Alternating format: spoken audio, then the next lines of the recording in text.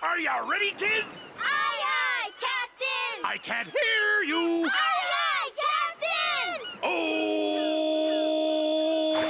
Welcome back, one and all. In case you missed my last video, we are powerhousing through the end of spooky season by this point, so let's just skip the nonsense and get right into things. SpongeBob SquarePants.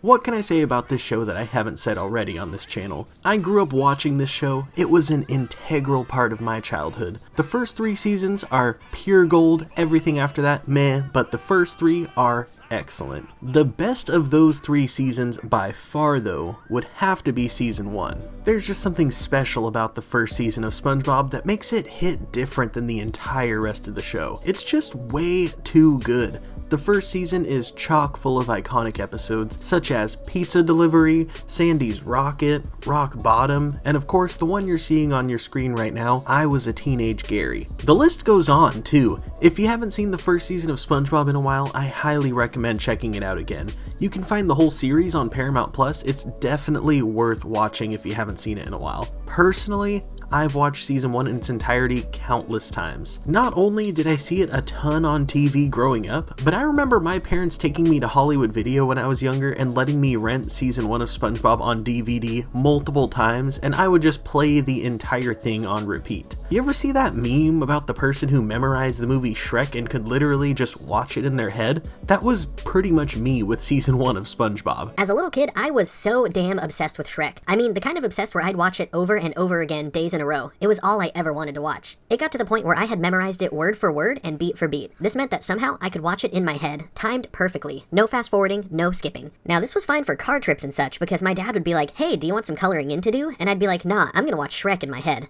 Occasionally, my dad would ask me where I was up to in the movie just to check on me. You're probably thinking, huh, that's weird, but cool, I guess. Wrong. Sort of.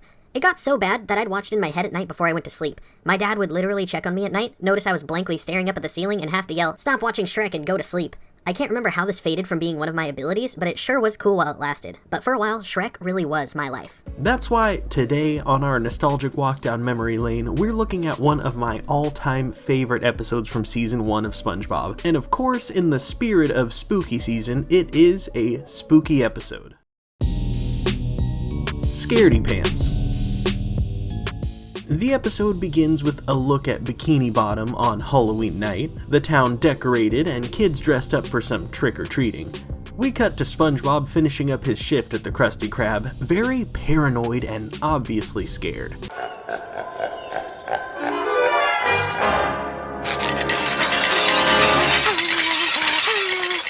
Mr. Krabs, the dishes are done, I'm leaving.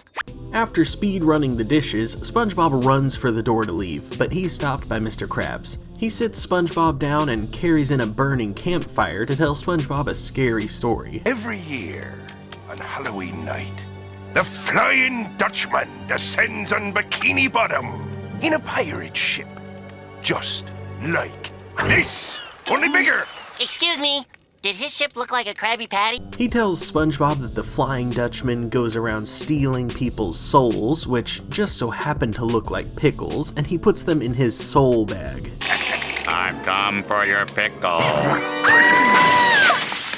Scaredy Pants gets easier to scare every year! Mr. Krabs ends up inviting SpongeBob to his Halloween party. If SpongeBob isn't too scared to show up, that is.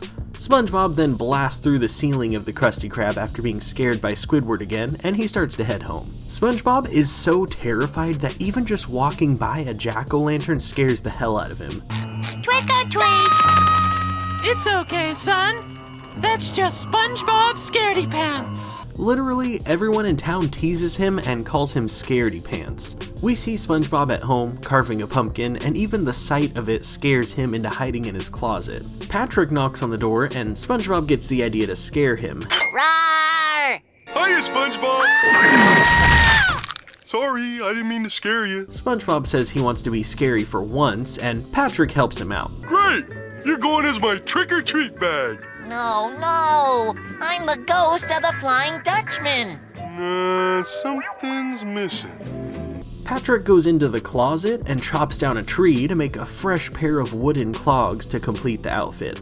Just then, some kids come knocking on the door and SpongeBob tries to scare them, but they just laugh at him and call him a haunted mattress. SpongeBob feels defeated, but then he sees the ghost hand puppet that Patrick made and he gets an idea. What's the difference between that ghost and me? No, wait, don't tell me. Don't tell me! Don't tell me! Don't tell me! I can do this! I can do this! Don't tell me! Don't tell me! Don't tell me! Okay, tell me. They decide to shave SpongeBob's head down to make him round like the hand puppet. After SpongeBob is finally rounded out, it's time to do some haunting. Let's go scare somebody. They walk right up to a random stranger's door in an attempt to scare him. Rah, rah! I'm the Flying Dutchman! I'm the Flying Dutchman's best friend! Hey, don't you kids want your candy? Patrick tells SpongeBob that he scared the barnacles off of that guy and that his costume really packs a punch. They decide to go off and scare everyone at Mr. Krabs' Halloween party next. Ooh, I'm the Flying Dutchman! Wasn't that the haunted mattress? I guess he's been demoted to a haunted sleeping bag. We then cut to the Krusty Krab where we get a glimpse at the party. Mr. Krabs chokes while bobbing for apples, leaving Pearl embarrassed. We also catch a glimpse of the #1 costume in this entire episode, worn by Sandy, who is dressed up as a pet goldfish in a bowl that just kinda leaves Squidward completely confused. The show's creator, Steven Hillenburg, was a comedic genius, and after he stepped down, we never really saw a comedy this clever in SpongeBob again. Back up on the roof, Patrick kills the lights and lowers SpongeBob via rope into the room, while Patrick talks into a megaphone to scare everyone.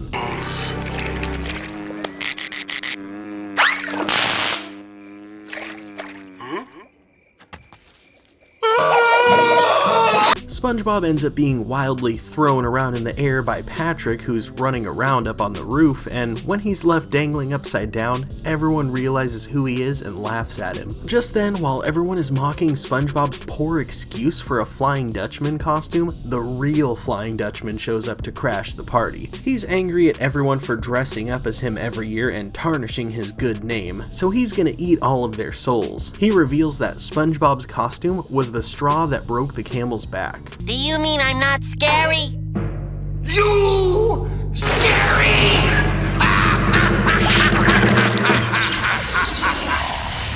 Let me tell you about Scary, kid. There's all kinds of scary things in the world. Spiders are scary. I'm scary. You're not scary.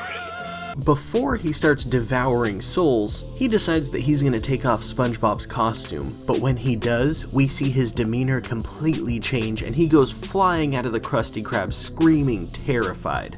Everyone at the party goes out after him, screaming for dear life. We then see SpongeBob and Patrick leaving the party. It worked, Patrick. I scared everybody. Yeah, I guess it was your pink hat. Pink hat? Oh, that's not a hat. That's my brain. Oh. Don't worry, it grows back. This episode is one that I personally felt a true need to talk about during spooky season. It's an episode that isn't even remotely spooky, however, it is the first ever SpongeBob Halloween Special, and if that isn't iconic, then I don't know what is. Just the general aesthetic and animation style of the first season of SpongeBob is just so nostalgic for me, and I absolutely love it. This show, specifically the early episodes, will always hold a special place in my childhood memories. But what do you think? Do you enjoy this episode? On that note, what's the best season of SpongeBob in your opinion? Leave me a comment down below. I always love reading your guys' feedback. If you enjoyed this video, then drop a like and give praise to the YouTube algorithm in hopes that it promotes this video to everyone else. And as always, thank you very much for watching, and I'll see you in the next one. Peace.